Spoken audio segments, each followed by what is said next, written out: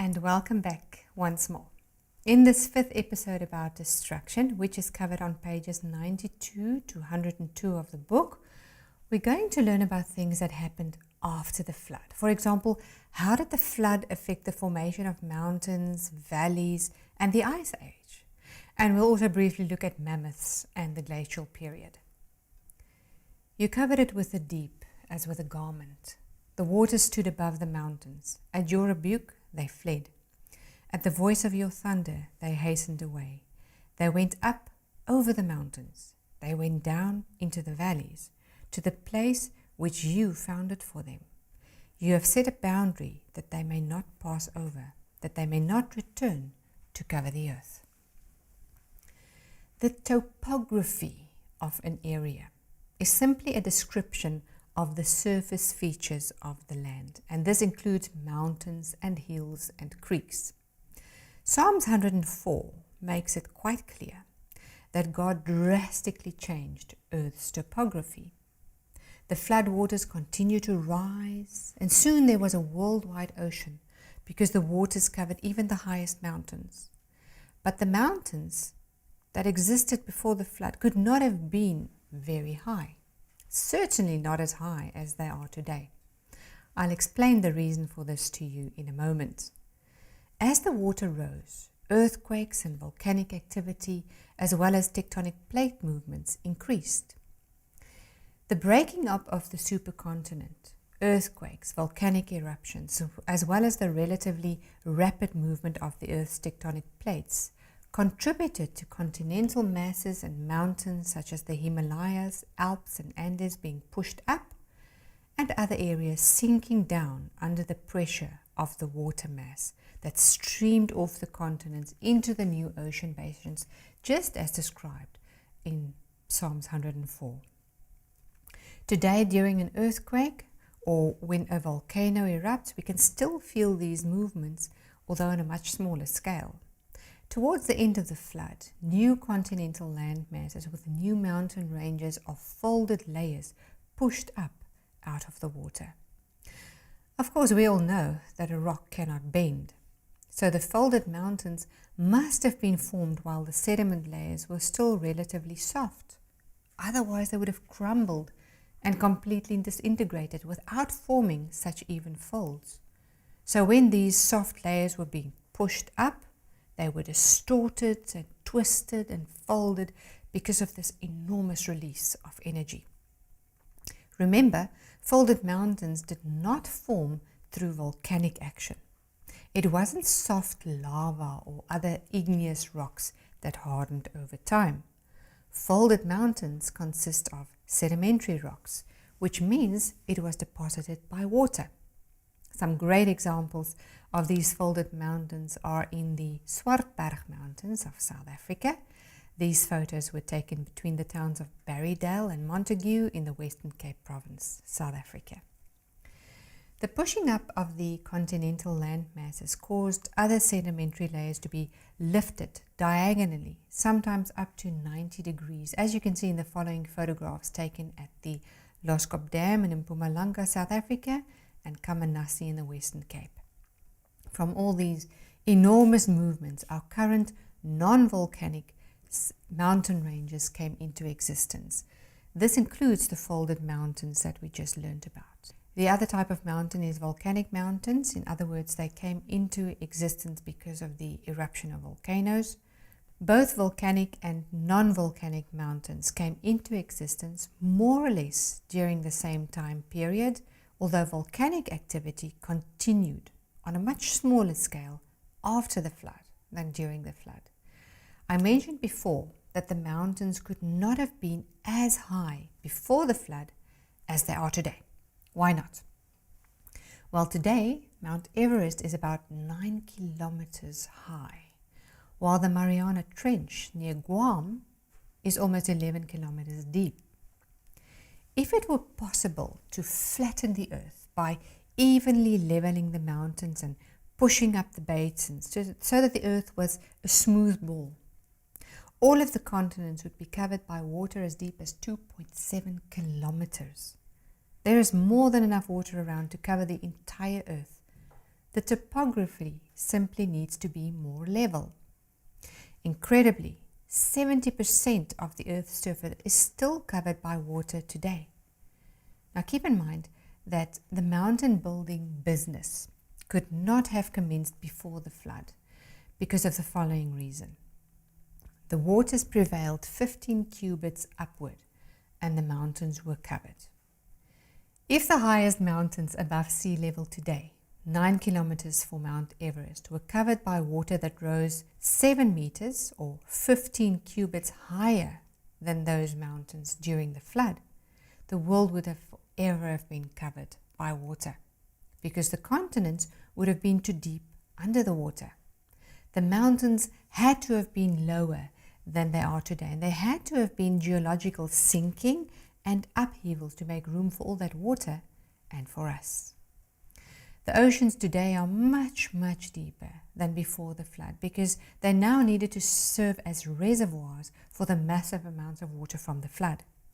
It is quite clear that this was an act of a powerful yet infinitely merciful God. When I fixed my limit for it and set bars and doors, when I said, "This far you may come, but no further, and here your proud waves must stop." This global water mass eventually flattened the pre-flood hills and mountains through erosion. After the flood water had covered the highest mountains, God spoke and the waters hastened away. God set a boundary and decreed that this water would never again cover the entire earth. This means that the water from the biblical flood can still be seen today because it is still being stored in the ocean.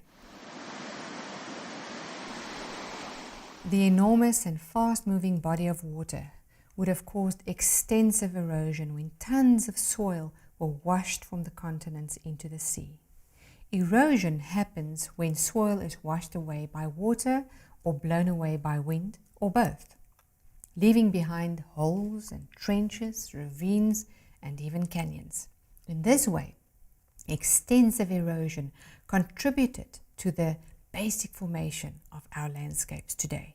So canyons such as these were formed very rapidly, not slowly. We even have vivid examples of this today, which clearly shows that canyons definitely do not need millions of years to form. The eruption of Mount St. Helens volcano in the United States in the 1980s caused a mud flow which carved a 43-meter deep canyon in a single day. They later called it Little Grand Canyon because it is 1/40th the size of the Grand Canyon. Another example is Burlingame Canyon in the northwest of the USA. This canyon was formed in less than 6 days.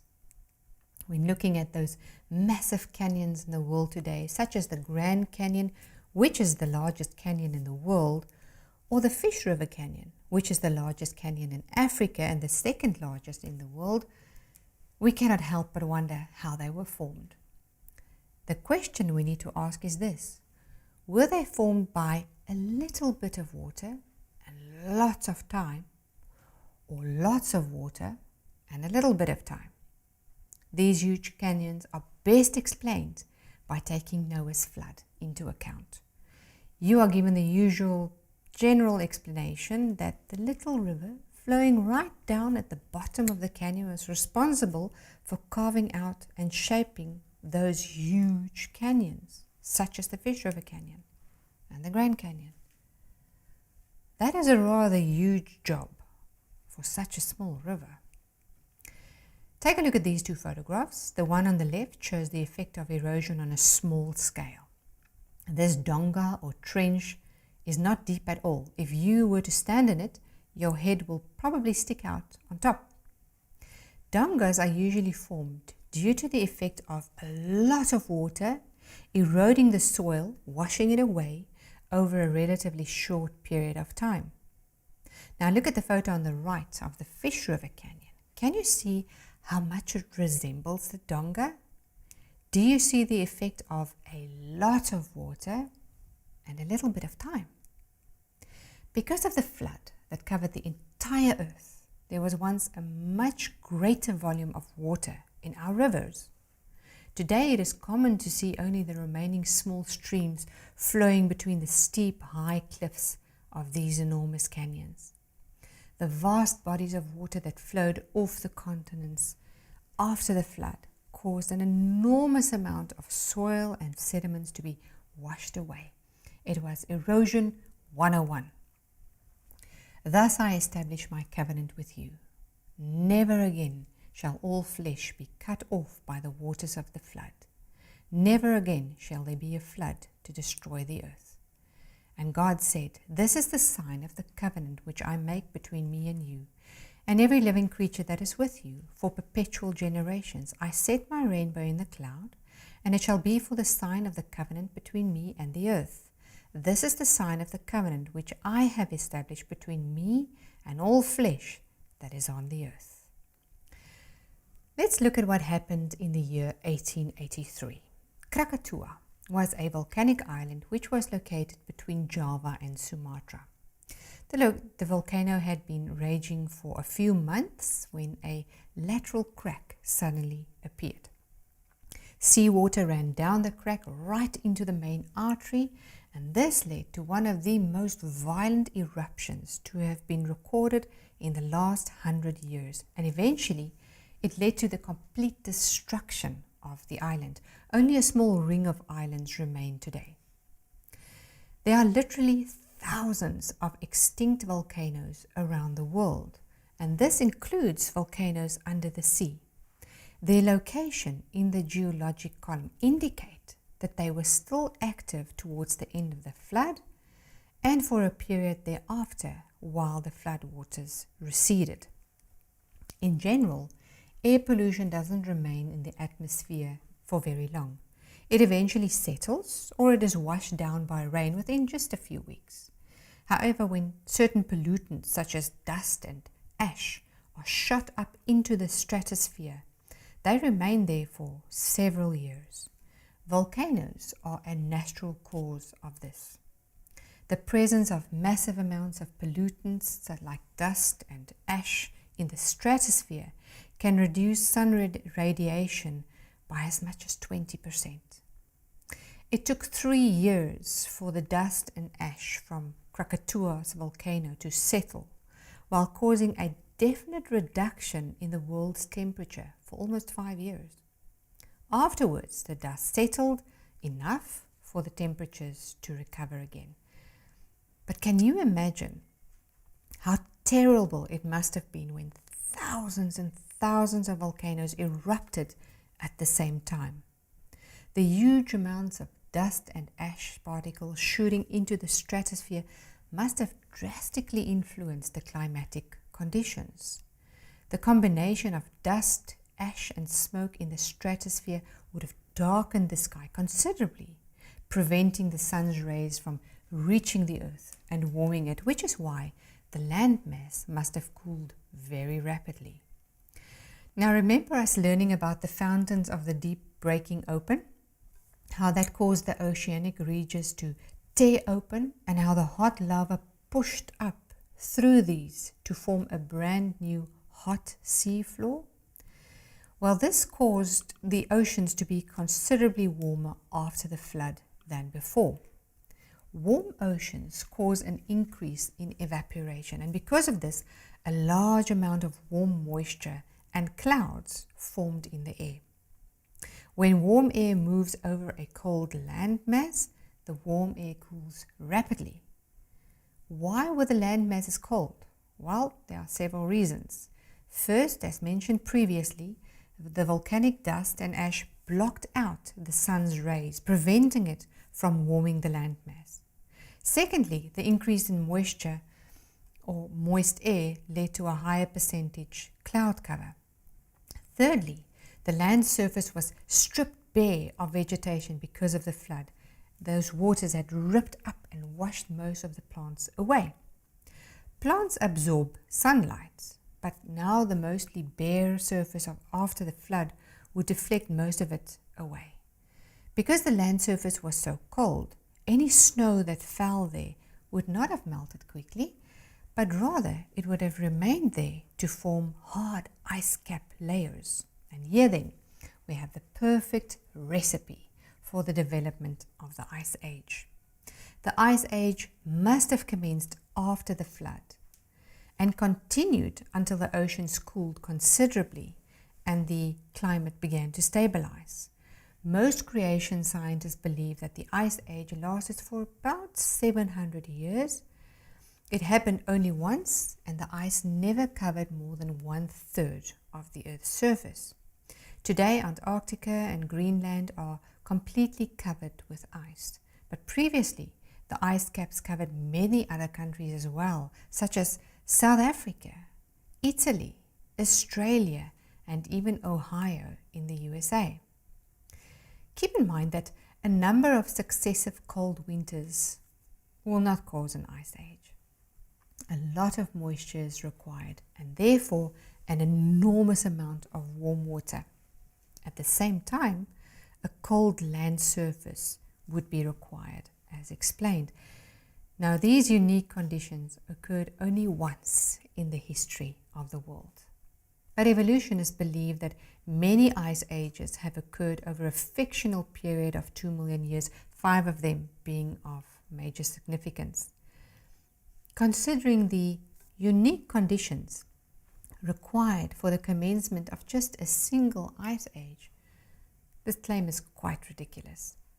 In fact, evolutionists still have no valid explanation or agreement amongst them on how even a single ice age could have begun. Amid all the volcanic eruptions and explosions, the polar areas froze and animals in the far north were trapped and overwhelmed by the freezing cold conditions and ice. One of these animals was the giant mammoth.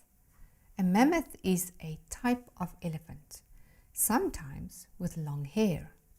Other animals that were also suddenly frozen include bears, wolves, jackals, saber-toothed tigers, lynx, horses, camels, goats, bison, sheep, rats. Did you notice that most of these are familiar animals, not prehistoric ones? The remains of hundreds of thousands of mammoths in northern Europe, Siberia, and Alaska have been discovered. In Siberia and Alaska alone, an estimated 1 million mammoth remains have been discovered.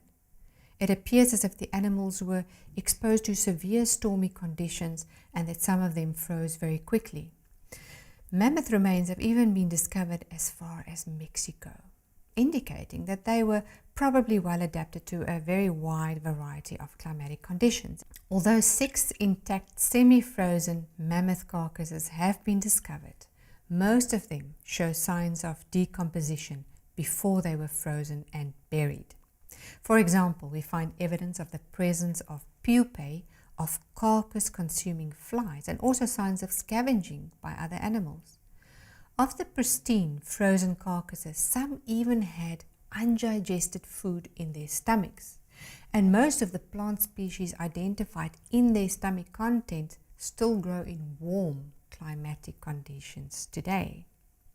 This provides further evidence of the change in climatic conditions that occurred especially in northern Siberia and Alaska.